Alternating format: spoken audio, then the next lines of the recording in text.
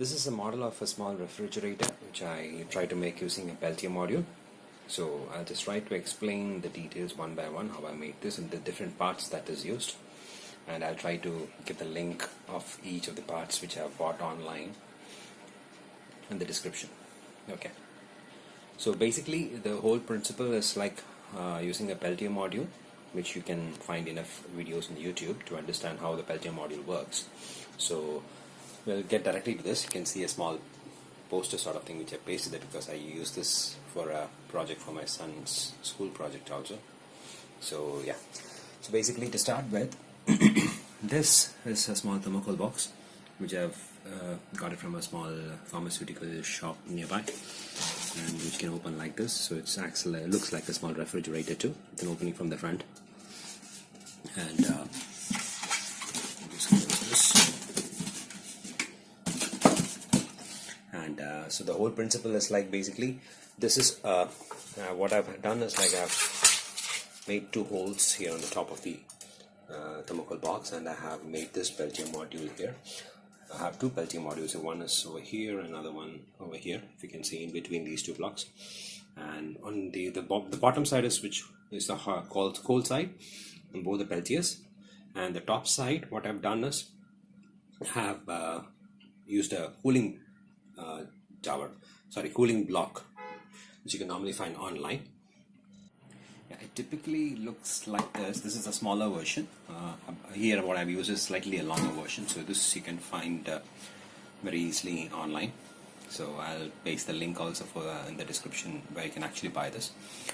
So this why I'm using a cooling block is it makes the hotter side much colder because there is water running inside the cooling box, which makes the side very cold. That's why the colder side becomes much more colder, and so you can get a better result. On the cold side, what I've done is I have a small heatsink attached to the colder side, and along with that I've got two fans, small fans, 12-volt fans, which circulates the air and absorbs the cold side and circulates the cold air inside the thermocol box. Okay, so and here I have the two tubes which is going here. What I've done is like I've got a small reservoir here. So the basic idea for the reservoir is like to have more water to circulate. Otherwise what I can also do is I can have a small pump like this and directly connect to the inlet and the outlets, but the water that will be available, which will be only the water inside the tubes. So I want a bit more water. So what I've done is I can fill the water in this, and that acts as there's a pump inside this one which will circulate the water first. The water will pass through the hot water which is here, which will pass through this particular cooling tower, and it goes to the cooling tower and comes as an outlet. The outlet goes through this particular condenser here, and this condenser is normally used, typically condenser used in computers to cool the GPUs, and it circulates. If you look at the side, yep. And I've got two fans here, again 12-volt fans, which cools the condenser. So the water coming out of the condenser, which is the bottom side here, slightly colder than the one which is coming from the top, and that goes back into this reservoir, and the circulation again completes. Again the water comes out, again goes to the block, then to the condenser, and then to the reservoir. So that's how the technique works. So, and then I have a 12-volt power supply here, which I've used to connect the entire thing,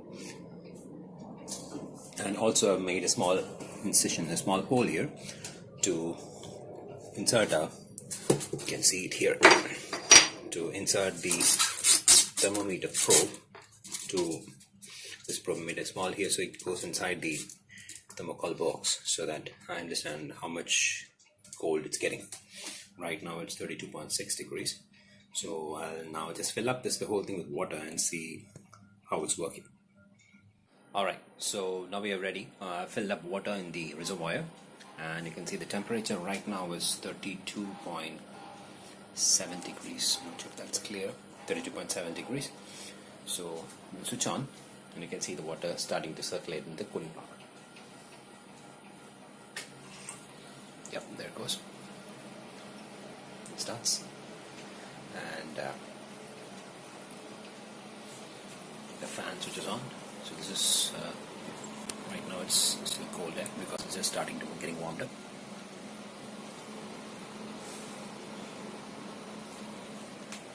And you can see the temperature slightly dropping now by 0.1 degrees.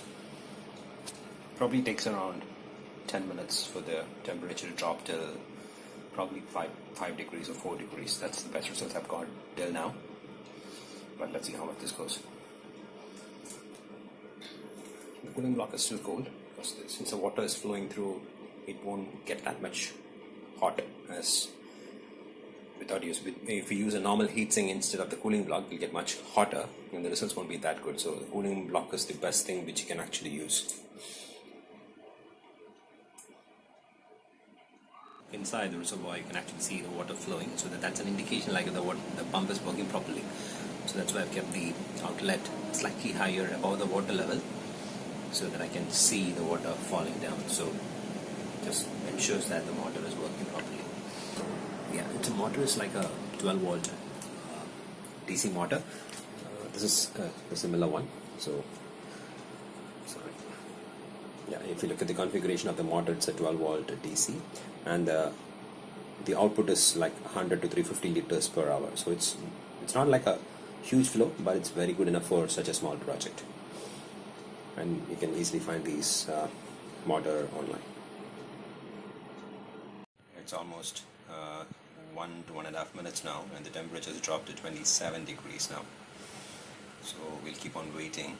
We'll keep on doing this and let's see how it goes after 10 minutes.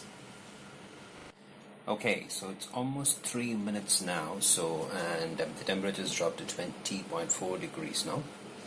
So while we're waiting, just want to show how the Peltier module looks like for people who is really not sure about a Peltier module. This is a similar one which I've used in this project. It takes 12 volt as an input. So depending on the polarity of the current that we pass through, the heating happens on one side and the other side gets colder. If you reverse the current, the heating sides also change, like this might become the hotter side and the other side will become the colder side. And the air here is slightly warmer right now because of the hot water just getting circulated, so I can feel that hot is similar to a split AC condenser. This also works on the same principle, so I can feel that this is slightly warmer right now. And even the cooling block, it's just warm. It's not like really hot because of the water flowing through. You can still touch it. There's no harm. Slightly hotter now because of the water. It's circulated inside that. That's the reason it's not getting really hot. If you stop the motor and try to touch this, it will really get very hot. Alright, so it's almost 6 minutes now and the temperature has dropped to about 14.1 degrees now. It's almost stuck there. Oh, no, it's not reducing. Yeah. So I think it takes a little bit more time to reduce it much further. So basically this is the principle. I'll try to put in the description how much this come down probably after 10-15 minutes or 20 minutes. The last time I checked it was 5.6 degrees actually when I ran it for about 10 minutes. Today it's slightly hotter day, so probably the effective cooling of this particular condenser is not so happening. Last time when I ran it was in the morning, slightly colder climate, so that affects a lot. So today hopefully it should come pretty close to what I've achieved that day. So thanks everyone. If you have any questions, do feel free to put it in the questions comments. So I'll try to answer all the questions to the best of my ability. Thank you.